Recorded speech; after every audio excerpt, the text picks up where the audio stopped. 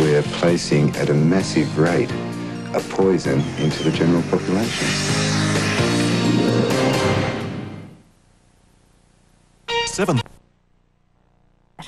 The debate's still raging over claims that amalgam fillings are a serious health risk because of the mercury they contain. It's a controversial issue which has divided the medical profession. But as Janet Gibson reports, there are some people who claim to be living proof that fillings can make you sick.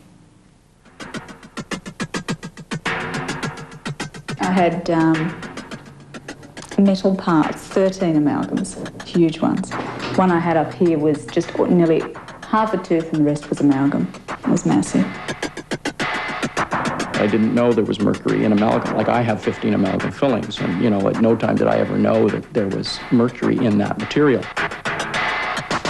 It's critical to understand that we're placing at a massive rate a poison into the general population. We have 150 years of research and experience with amalgam. The experts tell us it's safe. It's a debate that's polarised the dental profession and its patients. Amalgam fillings and whether or not the mercury contained in those fillings is harmful. And I can only look back now on what I can call madness and say, hey, thank God that's over. For most of her adult life, Jan Rowan struggled with her health. Migraines, endometriosis and chronic fatigue syndrome. 2 years ago, she began to have her amalgam fillings removed.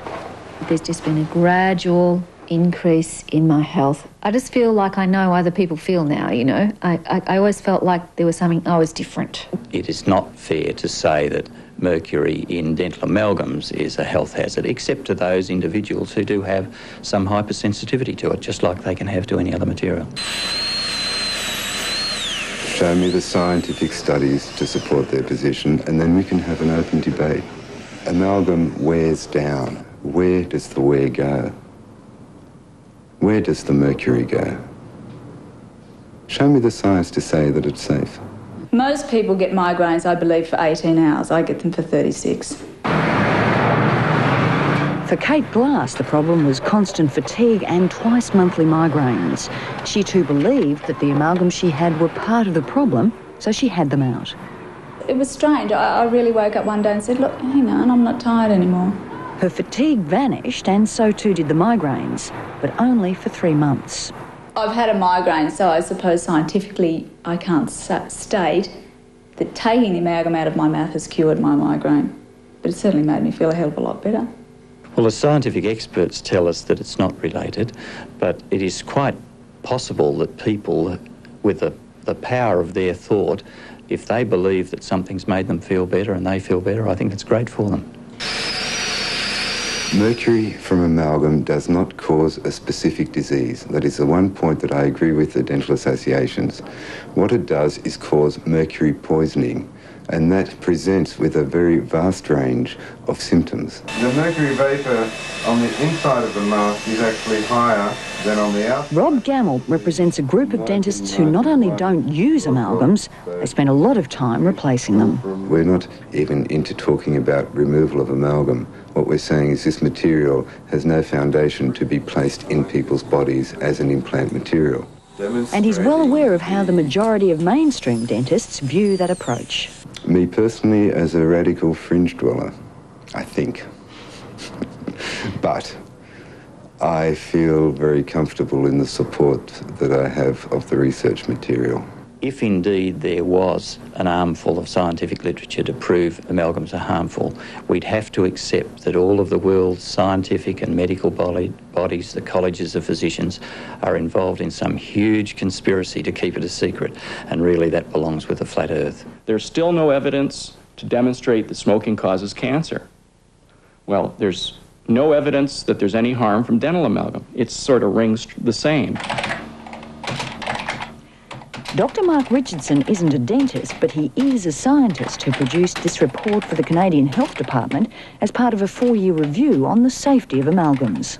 It is, in fact, the most common form of risk assessment that is used worldwide. It's been used in Canada alone to assess hundreds or thousands of chemical exposures for water, air, soil, foods, pesticide residues, all sorts of things. I just applied it to the issue of mercury exposure from dental amalgam. Because mercury also occurs in everyday pollution in the environment, as well as being present in some foods, Mark Richardson's task was to determine how much mercury vapour people actually absorb from their fillings.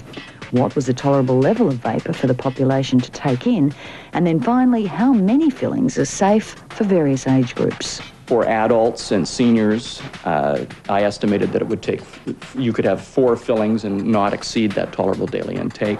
And for, I think, teens it was 3, and for children and toddlers it was 1 filling. Would not result in an exposure that would exceed that reference dose. There were questions raised in it that we had to have investigated, and we sought advice both from the experts in this country and overseas. And to put it simply, the experts rejected the report. The Australian Dental Association places a lot of stock in this counter-report by an international panel of dental experts. Well, Canada certainly commissioned Richardson to produce this report, but they also accepted a report from the international panel which rejected it, and I understand that Health Canada have not accepted his report. He says that they have. Well, that's not the information we have.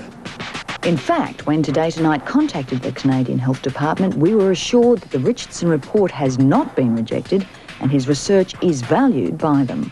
Basically, it comes back to dental amalgam is perfectly safe because dentists haven't observed people being sick in their offices. At the moment, there is no evidence at all for us to warn patients against using dental amalgam. Well, there are the arguments. Some issues never go away, do they? You'd think after 150 years they'd be getting very close to resolving that particular one. Janet Gibson reporting. After the break, much wailing and gnashing of teeth. A highly controversial health